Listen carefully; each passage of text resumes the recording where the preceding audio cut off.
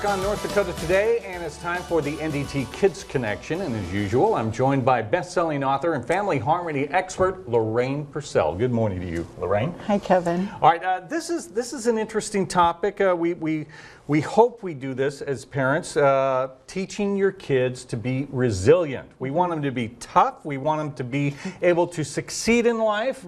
But what it basically boils down to, perhaps, is learning how to get up again after they've fallen.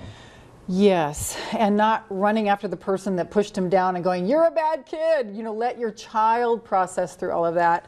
But also, I'm laying down some caveats. Let's say you have a son. I just was working with a client this weekend.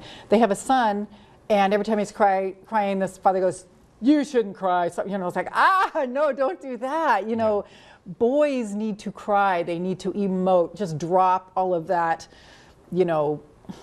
Okay. Yes. So again, getting back, the lesson is you're going to, at times, you're going to have times when there's failure, okay? And you've got to be okay with that, because in our society, there's such a negative stigma attached to the word failure. Yeah, I mean, we have to fail. I mean, it's not the only way to succeed, but we learn every time. There is no such thing as failure, for one thing. It is only a step that you took that you learned something from. That's all it is. It is not failure. Isn't that great? I like that, but it gets labeled as a failure, and we interpret it, we internalize it as a failure, whatever that is. But I like that, giving yourself a little compassion for yourself. Yes. So how do we instill that personal compassion into our kids? I'm so glad you brought that up. It's bringing them back to who they are inside of themselves, without you, without their friends, without peer pressure, without Facebook, Instagram, Snapchat. And who are they? This center core of stillness, you know, and that you get that by asking them, how do you feel? What do you want? What are your thoughts?